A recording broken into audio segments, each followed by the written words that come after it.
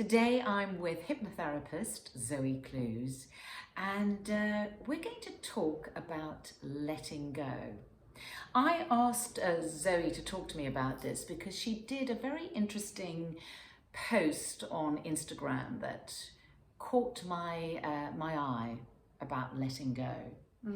And when you think of it, you know, we all through our lives, we accumulate so much, well, trauma, experiences, and you know, sometimes we live in an experience or a pain or an emotion for a very long time, and it is quite hard to let go, isn't it? Yeah, and letting go is think about how good we feel when we declutter. Sometimes just clearing out your handbag can feel good, right? Feels very good. It feels Doesn't happen very cleansing, often. it feels good. No, Yeah. not me neither. But letting go can feel really, really good. And I actually think one of the main secrets to happiness is being able to let go. It's how graciously we're able to let go, if you like. And if we think about it, you know, we accumulate stuff as we go through life, not just physical stuff, but also psychic baggage, if you like, or psychological baggage. So our conscious mind understands time. You know, we move through life, we think, well, that happened 30 years ago. Your subconscious mind doesn't understand time, so it holds on to everything. So in many ways, everything that we've gone through, especially if it was painful, difficult, traumatizing, negative, challenging, it stays stuck in your subconscious. So a lot of the work with hypnotherapy is actually about helping people be able to let go. We can't always let go on our own. Sometimes we need help in someone supporting us to let go. And here's the thing, a lot of the time we don't even realise what it is that we need to let go of. We just know that we don't feel good. So a lot of the time I'll work with people in my practice and they come in and say, I don't feel good, I feel anxious, I feel depressed, I feel agitated, other people are getting on my nerves. Very many different manifestations of not feeling good. But they don't know why. And I might say, well, look, you've gone through this and this in your life. And they'll say, oh, that was 20 years ago. I'm like, not to your subconscious. So part of my work is always acknowledging, well, these things happened to you. It might have been a divorce 10 years ago. It might have been a relationship breakup 30 years ago. All sorts of things can stay stuck in our subconscious. And when we acknowledge it, there can often be a lot of emotion because people don't realise they were holding on to that. So a huge part of what I do with hypnotherapy is acknowledging, because we can't let go of something until we acknowledge, oh my God, I'm still holding on to that. Or actually that really hurt me. Or I thought I'd processed that, but actually my heart's still hurting because of that. So we acknowledge, and then we can facilitate a letting go. And just like it feels really great to clear out your handbag or clear out your flat or declutter or anything like that, it feels even better to be able to clear out psychological baggage with love and with compassion. Because people can get in this thing, I just want to get rid of this feeling. I want to get rid of the heartbreak. I want to get rid of the anxiety. And we can't get rid of the psychological stuff. We need to let go. And when we say let go, we are actually talking about emotions, aren't we? Because it doesn't really, you know, letting go something happened to you, but what you're letting go of is anger, grief, and pain, really. Totally. I mean, even resentment is anger, isn't it? So I think anger's a very powerful one, and I've noticed, well, you know, probably with myself as well, but people hang on to anger for a very long time. Yeah, because on some level you feel that if you don't hold on to that anger, then they've got away with it, right? Right. So you can sort of do this thing like, I'm still angry at that person. But that person, that situation might be 20, 30 years ago. Yeah. And people say, oh, just let go of it. Oh, you know, there's that saying, oh, you know, resentment's like hot coals, you know, they just burn you or whatever it is. But, you know, it's not as easy as just letting go of anger. If someone has done us some grievous harm of some kind or seriously betrayed us, we don't just go, oh, well, I'm going to let go of it. It doesn't work like that. No. But what happens is we often don't get the opportunity in real life to be able to express the anger to that person. Now, which is difficult. Yeah, because if we could, and we're not able to do that because that person may, you know, that person may have been, you know, a parent or a relation, and they might not even be alive. Exactly. And you've got tremendous anger towards them. And it might not be safe for you to express it. You might have a boss that's bullied you, okay? Right. And then you've left and you're not allowed to go back or whatever, or it's not professional, it's not safe, or it's not appropriate for you to be able to express the anger you need to. But then what happens with that anger? It just sits in your system. So a lot of the work I do with hypnotherapy is acknowledging the anger, and I get the individual, support them to be able to express that. Yes. in a way that's safe, because it's safe here, right? You're safe. There's no repercussions. No one's going to come at you legally. You can express that anger in a safe, therapeutic container, if you like, that gets it out of your system, but without it causing more issues. Because it would be wonderful if we lived in a world where we could say to somebody, hey, this made me really angry and this really hurt, and I'm going to express that anger, and they were emotionally mature enough to say, yeah, I really see what you're saying, I can understand why you felt like that, I'm sorry. Rarely happens. Yeah, right? no, very rarely. And even if you did tell someone, the chances are they'll be defensive. They won't.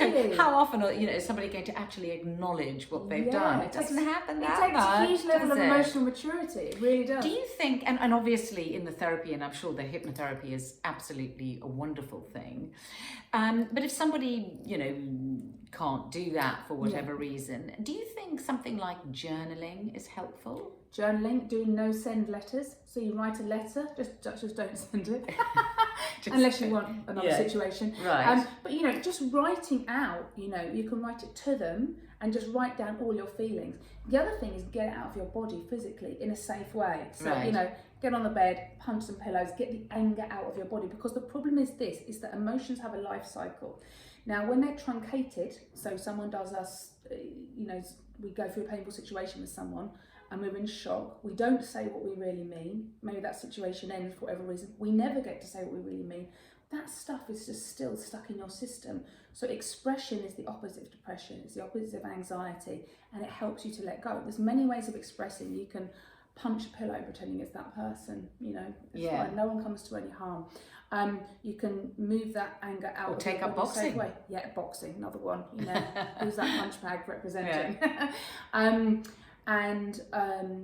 Or you can journal, or you can write no send letters, or you can work with a therapist. There's so many ways. Yeah, I think a no send letter is a good idea, and journaling. Just don't have a wine and then send it. Yes, whatever you do, don't send it. Yeah. I think it's about getting it out. The most important thing is that you express it in some way. And what about grief? Because obviously, and grief, and not just about death, but I think people have a lot of sadness inside them from circumstances, or very difficult circumstances, illness, a close one being ill, obviously losing someone, or loss can take all kinds of form. So many. So grief and pain and sadness is a hard one.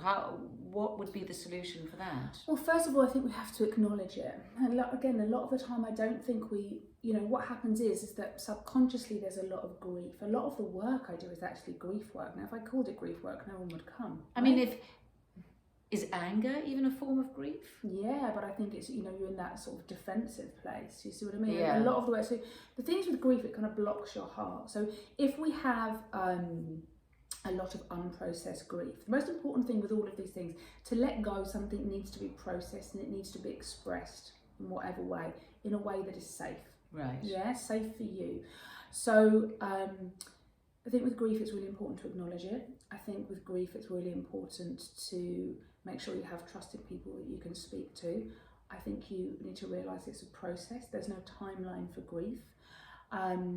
We have grief in, like you said, in many ways. We have grief from childhood. We have grief didn't realise was there. We have grief at the loss of things. We have the grief at the loss of it doesn't have to be the loss of a person. It could be the loss of a relationship, or a certain stage of your life, or a stage of your life, or even a job, I guess, or an opportunity, or an idea, or a friendship. I mean, it could be, or how you thought things were going to work out for you, and actually grieving is important. And you have to grieve that stage, and then that by grieving, what it does, it sort of clears the heart, so we have room and space to feel joy again. And how does one do? I mean, obviously one can, and I'm sure that's a very effective thing in hypnotherapy. Is there anything else one can do? Well, I think again, I go back to that thing of the most important thing with grief is to express it. And again, to talk about it, to connect with yourself about how you're feeling. So we can feel. It's possible for sort of both things to be true, in that we can be grieving the loss of someone and we can still take really good care of ourselves and really, really self-care.